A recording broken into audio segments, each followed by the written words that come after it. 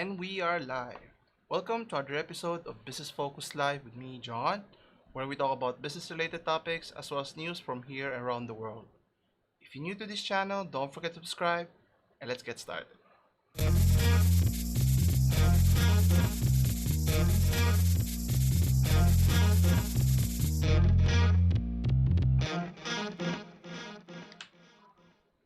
And we're back. Thank you again for joining me today. So, in this week's episode, we'll be talking about some interesting things that have happened in the past week or so. First is we'll be talking about Samsung's new product by offering a stretchable screen. Now, obviously, Samsung has been offering a foldable phone in recent years, and now they're leveraging that by offering I don't know if it's a interesting concept. I don't know its application, but something consumers can take a look at here. Then next we'll be talking about an app in the iPhone App Store regarding being able to record your music with an app. So we'll talk about that also. And along the same lines with your iPhone, you'd be surprised that you could use your iPhone to make NFTs and make money out of it. That's an interesting concept. Next, we'll be talking about in sports with regards to the Ben Simmons Dilemma. So for those who are not familiar, Ben Simmons plays for the Philadelphia 76ers, and there has been an ongoing issues when they were eliminated since last playoff, and then what's happening now. We'll also talk about Toyota's bid in the entry of the EV market by developing their own solid state drive battery for the EVs here. And lastly, we'll be talking about what are the best EV vehicles for your preference in terms of distance here. So without further ado, so let's begin. So as I mentioned earlier, Samsung has been one of the leading smartphone makers in the world, right? Close to Apple, and used to be Huawei. Then, there's only the top two there. But anyway, so they've been leveraging, trying to differentiate their different tiers of product from the S series to the foldable phones to the Z Fold and so forth, right? And introducing a stretchable screen might be an interesting concept, but in terms of applications, kind of interesting if it's something that people would desire to buy it. In terms of folding phones is interesting. I mean, I like it, but it's too expensive for my taste. But either way, if there's a demand, good for them. Anyway, according to the article here at techspot.com, Samsung has made a stretchable display that gives new meaning to 3D content here. So obviously, foldable displays have been becoming more mainstream as how Samsung has been pushing for their Z Fold products here. Now they're on to working to stretchable displays here now. I don't know if there's many applications that you would need that it has to be stretchable in a sense. Maybe in a working environment, so to speak, more on TV screens that you can wrap around your face if it's a working station. I'm not so sure about for mobile phones. It tends to be bulky if you have a big real estate here. I don't know what's the ideal here, but anyway, so they're offering a stretchable OLED display, which is kind of interesting. Obviously, OLED is the top tier monitor or screen if you're trying to watch HDR content or gaming and so forth, right? So being able to stretch that screen, so maybe you could apply it in the Z Fold series, would be interesting, right? But one of the main issues there is Samsung Display recently demonstrated a new 13-inch display prototype that can stretch more in a way that creates an illusion of 3D presentation. So which is kind of interesting, using 2D content as a starting point here. Now, what is its application? Would people be enticed to buy these types of product in the future? Only time can tell. But anyway, they go on to showcase that there's a bubbling lava plume appears to rise and fall before the viewer's eyes. So it gives you the illusion of a 3D concept there, conveying texture and motion more realistically there. But obviously, innovating is important to stay toe to toe with companies like Apple here. But obviously, more innovation, more expensive. So until they can come up with a product that's more affordable to the masses, it will be a very costly endeavor for companies like some. So as if they don't have the resources to do that anyway, but it is what it is. Next we have here is, as I mentioned, so iPhone has this app store, right? So you can use different applications to your benefit, whether it's games, reading books, and so forth, right? A company is offering a different type of app so that you can record your music using AI powered technology here. So the article here is at techcrunch.com, or was it? Yeah. So the name of the company is Tape It. Launches an AI powered music recording app for your iPhone, as mentioned. So the startup company is called Tape It. So the app that they're offering is to improve audio recordings by offering a variety of features. So I think it's more for novice to moderate to all the way to professional music lovers. If you're trying to record music here, so it includes high quality sound, automatic instrumentation detection, support for markers, notes, and images, and a lot more. So I think similar to how video editing app, there are a lot of apps nowadays that offers basic tutorial or how to edit videos. In this case, this is what they're offering for music recording here. Now the idea came from two friends and musicians, namely Thomas Walter and John Nash, not the one from A Beautiful Mind. But the founders mentioned that they played in a band together for many years. They were inspired to build the app, as mentioned, because of something they wanted for themselves. Obviously, a business always starts from a basic need. If there's a need for that particular product or services, people will buy it. And obviously, they go on to mention that they wanted to work on a project that was more focused on music making side of things. So they created the app, what do you call this? Tape It here. So the key here is they wanted to create a simple tool that would allow them to record music with an iPhone. Now, obviously, musicians often use more sophisticated, more expensive equipments there. But obviously, if you're on the go and you have a good idea, you have your instrument with you, you'd like to record it right away so you don't, miss that opportunity. Anyway, so something that musicians often do today using Apple's Voice Memos app, and then you also have music memos here before it was discontinued in the end. So the question here is, will people adopt this quickly? Will it be a popular app so that it helps the company grow as a business? According to Mr. Walter here, he goes on to explain that regardless of whether you're an amateur or even a touring professional, you will record your ideas with your phone just because that's what you have with you. Obviously, accessibility is an important part of being able to create content, not just video, audio, and then now you have music here. And he goes on to say that it's the exact same thing with camera. So I think, yeah, sorry, similar to how cameras has evolved. Used to be for photography, the DSLR cameras, but nowadays you have photo bridging videography here with with like the one I'm using now with the Sony A6400. And the camera, not necessarily the best camera is the one you always bring with you because it tends to be bulky. So same goes here for the audio recording device here. Anyway, so he goes on to mention that when you're recording using the app, where was it? Excuse me. So when you're recording it, the app is using AI technology here to automatically detect the instrument here, which is kind of important. I don't know how accurate it can be because I'm not a musician per se here. Anyway, it annotates the recording with a visual indication to make those recordings easier to find by looking for colorful icons or indicators or markers, so to speak, so that musicians can also add their own markers to the files right when they record them, and then add notes, photos to remind themselves of other details here. The app also is designed so that it's easier to go back to the right part of the record. I think similar to how video editing works, right? If it's user friendly, easy to use enough for video or audio recordings, I think a lot more people would be inclined to adopt or use their app here.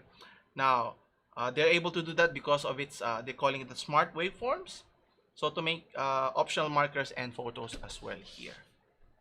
Now, one of the outstanding features that Tape It has, it's support for stereo HD or high definition. So the app takes advantage of two microphones on devices like your iPhone XS, XR, and so forth to improve the sound using AI technology and the noise reduction techniques. I think, with better AI here, obviously many of the applications that we're using now could be dramatically improved. But the question is, will it be removing the creativity side on the human side here, which is, I think it's going to be an ongoing debate here for quite some time, because a lot of people now have more access to be able to creating content, whether it's video or audio here.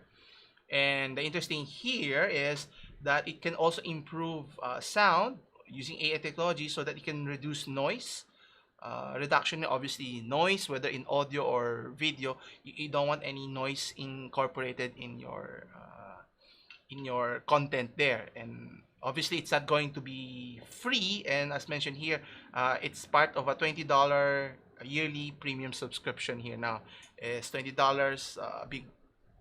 big amount for a year of work, rather than a monthly subscription or a full one-time pay here.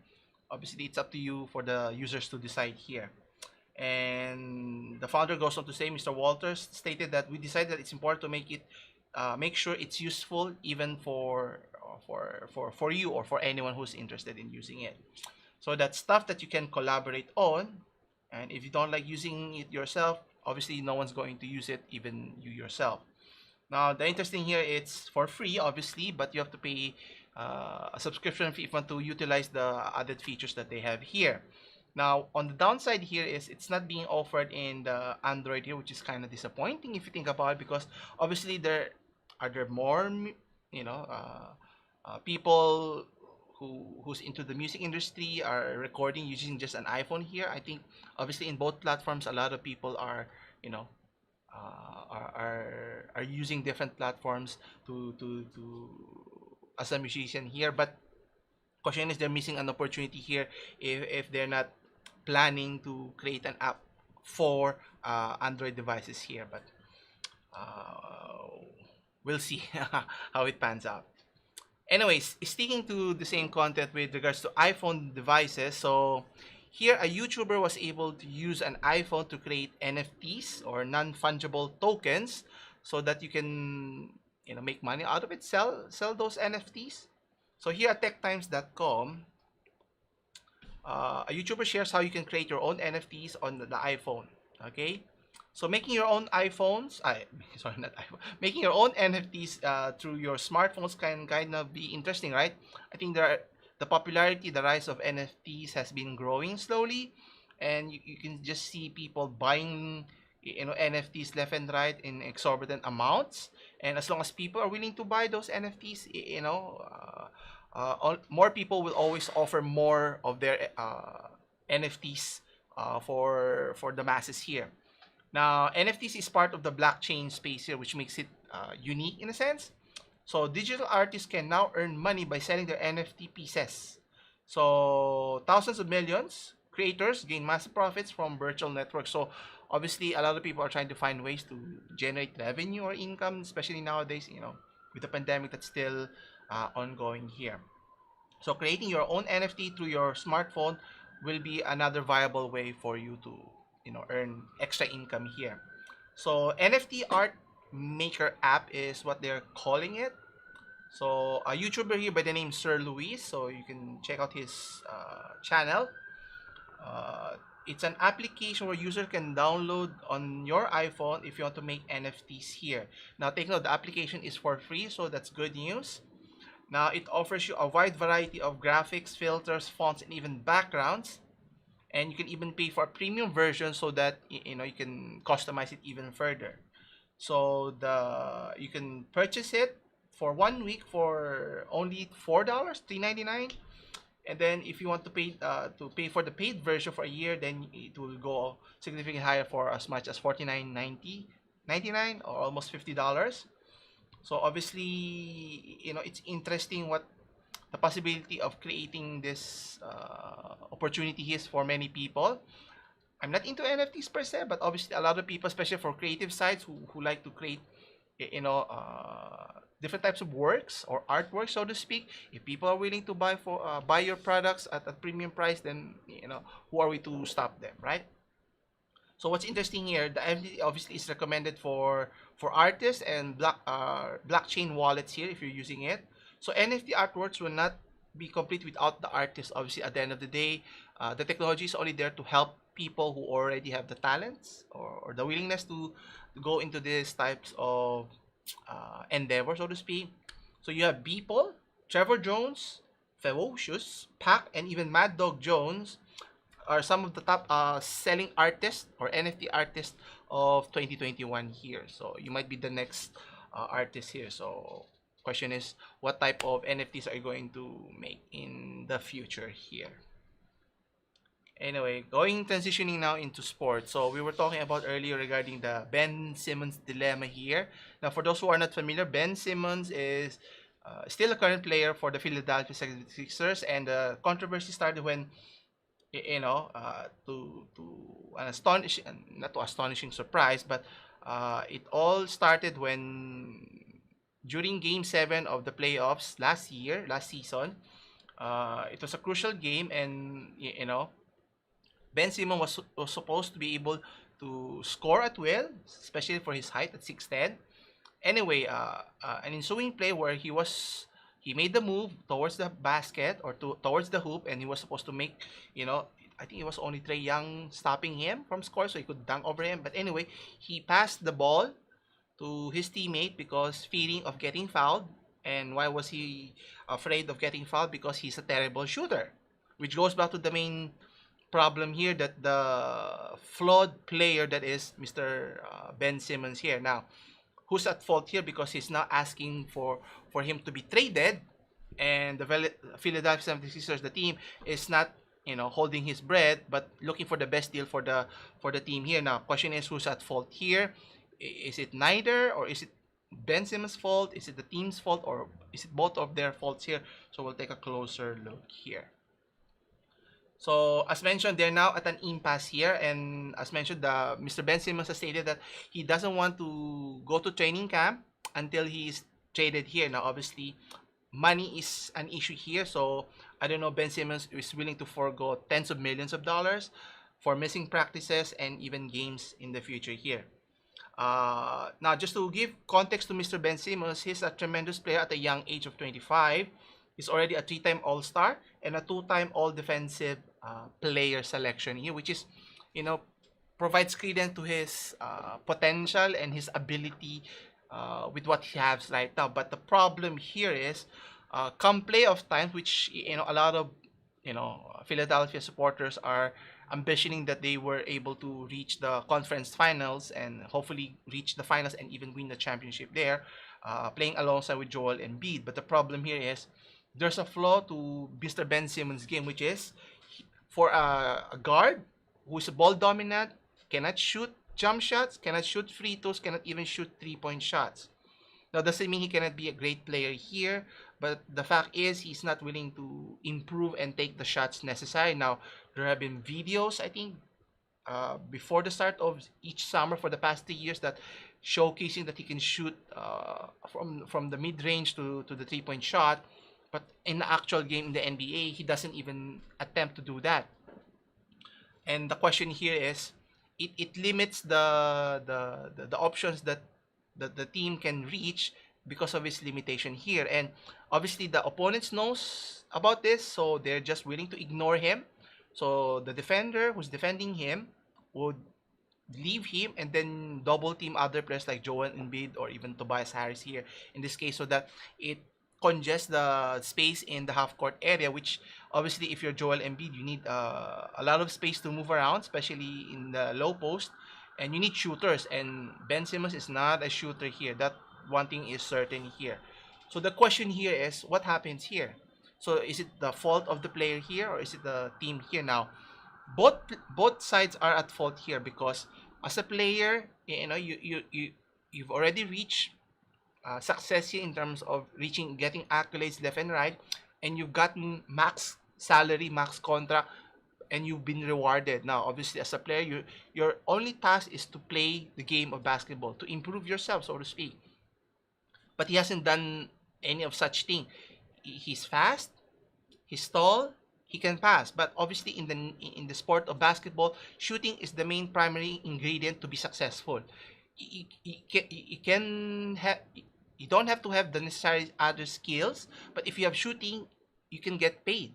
But if you can have shooting, you can pass, and you can play make, then that makes you a superstar player, similar to how LeBron James, Kevin Durant, even James Harden is able to reach its apex by being a most valuable player here. Even last year's MVP, Mr. Jokic, right? He can shoot, he can pass, he can do all of those things and help the team grow. And in the case of Mr. Ben Simmons, that's not an easy case here. Now, the problem now here is they're at a standstill now. Uh, does Ben Simmons here have leverage in terms of uh, being able to command a trade wherever he wants? Obviously, he's under contract for 4 more years. So technically, the 76ers don't have to do anything. Doesn't have to appeal to his preferences wherever he wants to go, whichever team. But the problem on the team side, Philadelphia here, is there was an offer last season to trade for him for James Harden. Now, whether that's true or not, that's an opportunity here, right? It's a big upgrade from Ben Simmons to James Harden, a proven, tested uh, player, elite player, an up and coming, not battle tested. But they made their bed by choosing a younger player here. And the problem here is they did not even uh, develop the player over the course of that several years before getting the extension contract that he got recently. And that's almost on the team here, because if you look at it, take a look at the Mr. Kawhi Leonard, right? Before he was playing in Toronto and now in Los Angeles Clippers, right? Before, he was an unknown player drafted by the San Antonio Spurs, and for all of his skills that he has now, he did not have that skills at the start. He only had defensive skills and his defensive ability here. Shooting was only developed later on, which I think both parties should have collaborated to improve their chance. Otherwise, they won't be in this situation here. If Ben Simmons had developed even just a mid-range shot, or even was able to hit the free throws, then they would be in the conference finals, and even at best reach the championship or the finals, or even win a championship last year. But that's not the case here. And the question here is, what happens here now? So do you lay blame here on each side until there's an impasse? Now, obviously, they're trying to find leverage where there's none. Now, for Philadelphia, they want to trade him, but they're asking for an exorbitant price, similar to how analysts have been saying that for every dollar that he's worth, they want an exact dollar that's traded for his value. But in trading scenarios, they tend to get lesser values regardless of player capability or even draft picks here. And obviously, the 76ers is not doing them any any benefit for trying to milk for what it's worth, and rather than just accept the fact that you have damaged goods here and look for the best trade possible. And as if this issues continues to proliferate, which is continually happening, and Ben Simmons is insisting that he doesn't want to attend the practice anymore because the fans will go against him, will boo him in the arena and so forth. And the problem here is, even if he's traded, his skills, if his skills does not improve, the situation will repeat itself. Even though he's a he's a good player, not a great player at that. Actually, there was an interview that Mr. Charles Barkley was mentioning. That's why a lot of people were criticizing him and the team itself, because he expects to be considered as a great player, but he's not improving like others great players like Kevin Durant, James Harden, previous MVPs, because he has that potential. And comparing to the likes of LeBron James, and even LeBron James, when he started as a young player, he didn't develop a jump shot already, but he was able to compensate for his aggressiveness and make enough free throws so that people will think twice on following him. But if opponents know that you're not willing to shoot free throws, you're afraid to shoot free throws, then there's no incentive for them to pay attention to you. And if they're going to foul you, they might as well make sure you earn it in the stripes there. And the problem here is, uh, in his case, demanding a trade would be interesting because it's always about who has the leverage here. And in previous instances, with the likes of, you have Jimmy Butler, who wanted a trade, and in the likes of James Harden last year when he was traded to the Brooklyn Nets. Those are great players if you think about it. They're the best player in their team. In this case, he's not even the best player, and asking for a trade, doesn't do you justice here, because it just looks like as if you're sour graping. You don't like being criticized, yet you want the accolades as a player. Anyway, so the question is, what will happen here? Again, I think at the end of the day, money matters here, and if the team were to fine him or not pay his salary, Siemens has no option but to go to the facility and play the game, play it out, no matter what the public perception would be. Even if it, especially if it rolls onto the start of the season, it's not going to look good for Mr. Simmons. If I were him, he should have kept his mouth shut and try to help the team find him a trading partner that would leverage him. That he's a up and coming player. He's still 25 years old, and if we were just to develop a habit of being aggressive, of having that consistent jump shot, not 3-point shot necessarily, and have a high enough percentage that people would think twice of following him, then I think it would be a win-win scenario here. But as it stands now, he could lose over $200,000 for every practice game that he misses here. So I think I can confidently say that he doesn't want to miss any of those money. And if I were Philadelphia here, I would rather suspend him, withhold his paycheck until he comes to the arena, until obviously you have the leverage here because you're the one paying him. And there's nothing that Mr. Simmons can do here. It's not as if he's LeBron James. That's a totally different discussion here. Anyway, next is going to the EV discussion here. Now, Toyota has been in the manufacturing of cars for several decades already, right? But what's interesting is Toyota has been late in the manufacturing of electric vehicles here. Well, they're now into the EV market here. They're actually offering a prototype solid-state drive battery, which is kind of interesting and game-changing if they're able to implement this properly. So let's take a look here. So the company has now committed to spend a little over $13.6 billion in the EV market on their batteries technology here.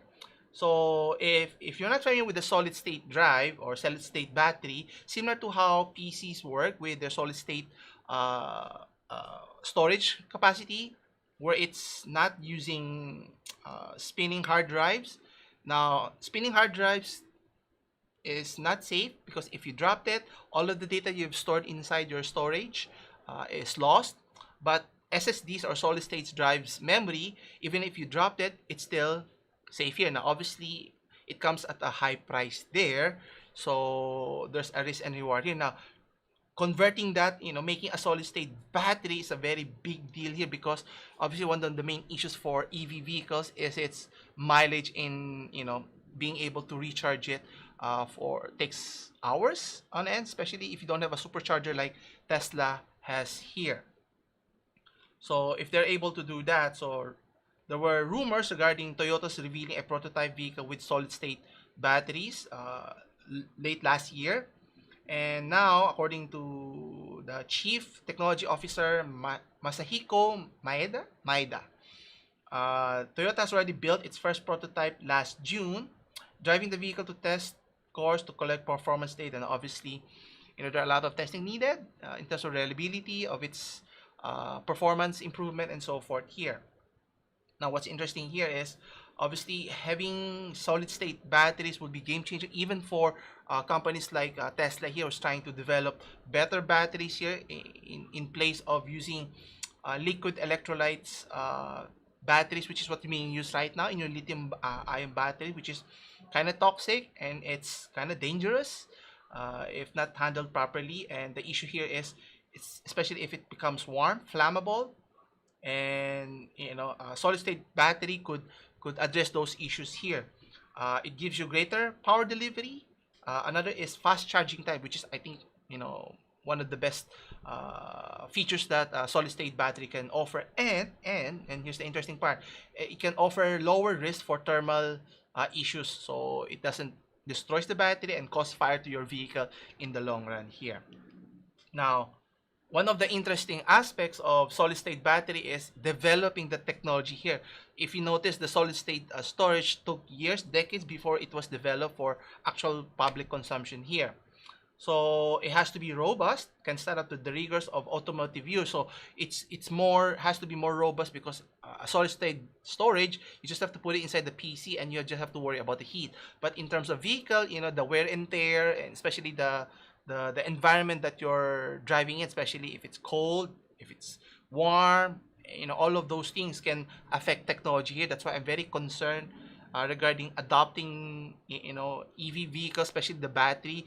If your smartphone here tends to degrade over time quickly, how about in a bigger vehicle like a Toyota EV or even a Tesla vehicle here? So the interesting here is the batteries must also hold up to repeated charges, so meaning the cycles. So if it drains, how fast it charges, and how much it retains its capability. So from 100%, and over the course of the years, it tends to degrade its maximum use from 100 to, let's say, 80, 90% to 80% and even lower. Now, compare that to a fuel combustible engine. Regardless of the years, as long as the engine is still working, you put fuel in it, then you can drive it anytime, right? So there's still barriers that needs to be addressed before there's full adoption for many people here. And it's not just that. So there are hundreds of gigawatts of hours battery capacity that will be needed to be able to meet the demands for future electric vehicles here.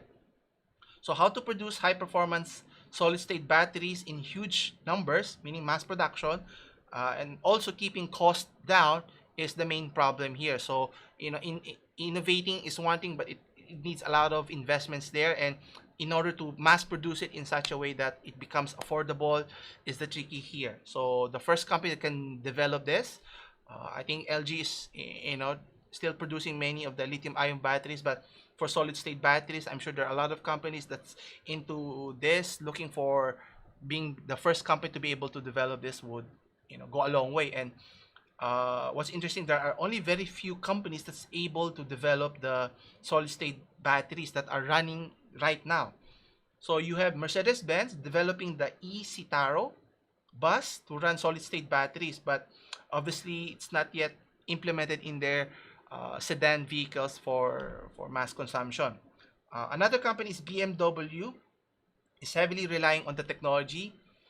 They have already revealed prototypes, but that's going to wait until 2025, so that's still a few years away here. So for all of its technology here, the question is which company would be able to first adopt this and incorporate in their vehicles. And I'm betting obviously one of the big manufacturing companies here, even though actually what's interesting for the Toyota company here, their CEO is very against adopting the EV market here, thinking that the hybrid model concept for vehicles will still be the preferred vehicle here. Now obviously many countries has been trying to shift away from fossil fuel and converting to EV vehicles here, so it's better late than never. And obviously the demand will always be there, and if the demand speaks for themselves, company has to address this by providing the product. If it's not Toyota, it could be Mitsubishi or even other car manufacturers, Hyundai or even Kia or even GM, and other car manufacturers will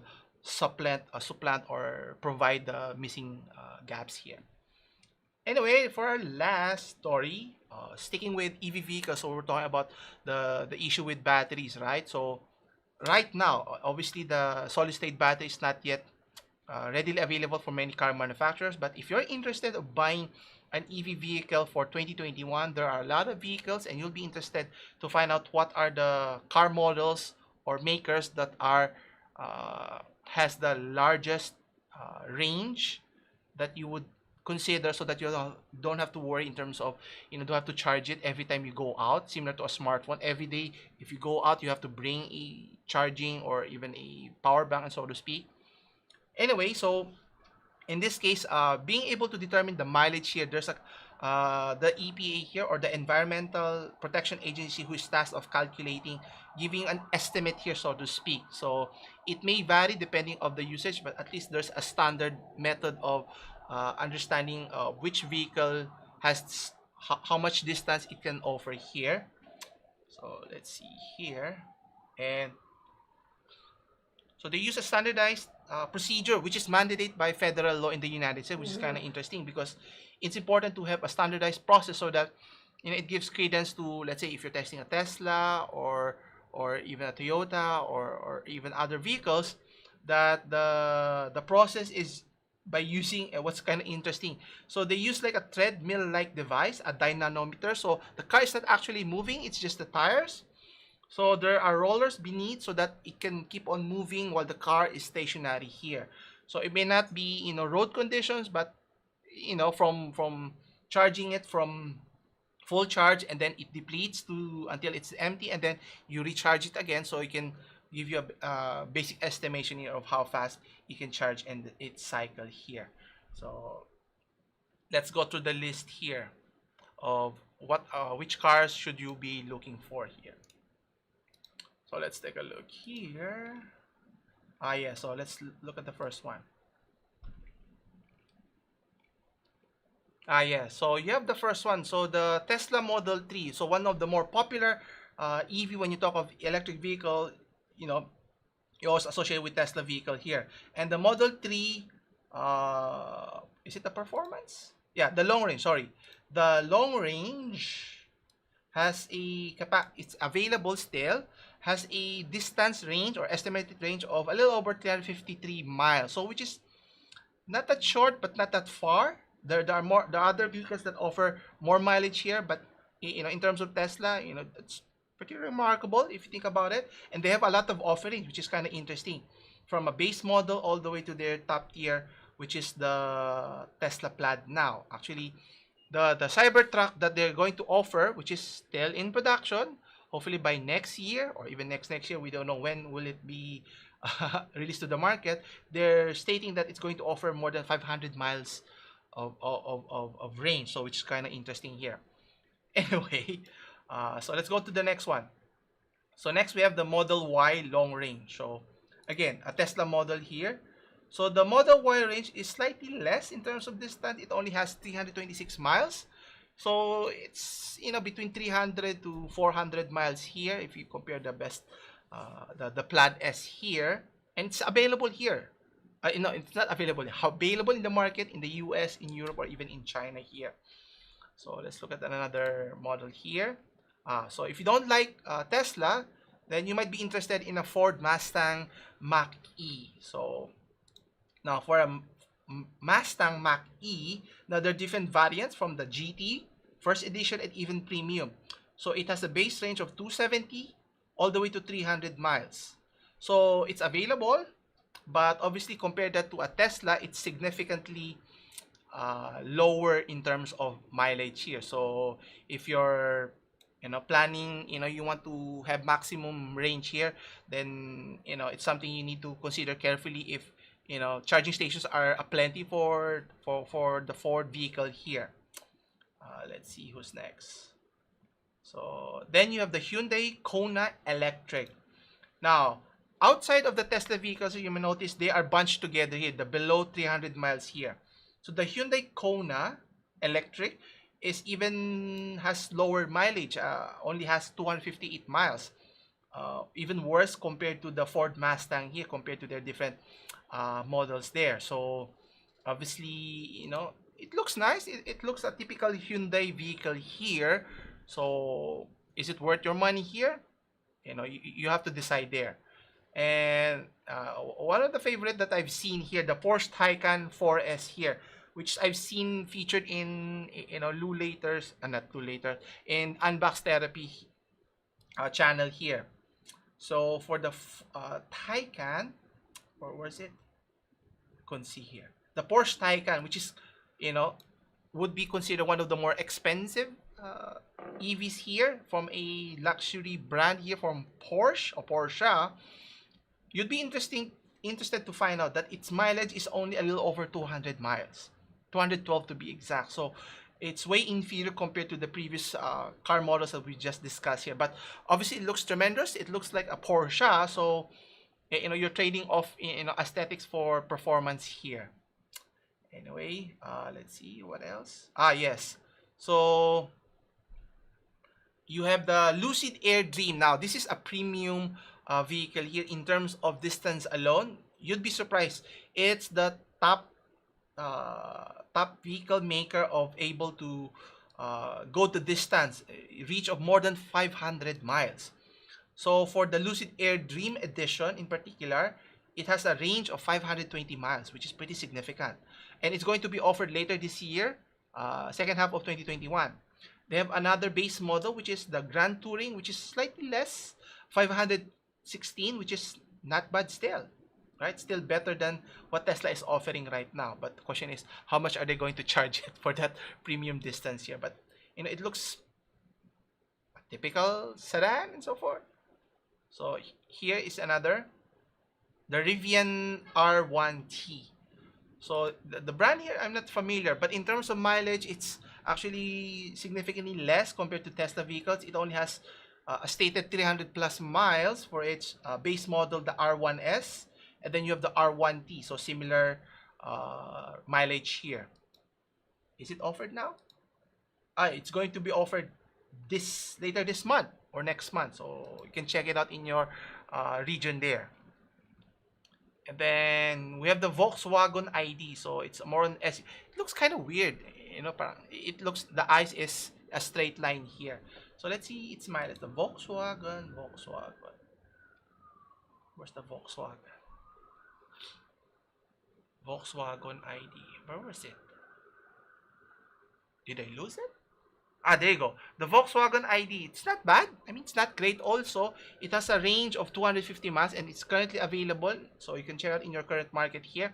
Obviously, for as SUV, it's a multi-purpose. It's not more on a basic sedan here. So it depends on your usage here. But obviously, if you live in a rural area, charging stations may be not as accessible as one would like. So question here is, who is it targeted for? For city driving or for rural driving here? So we'll see.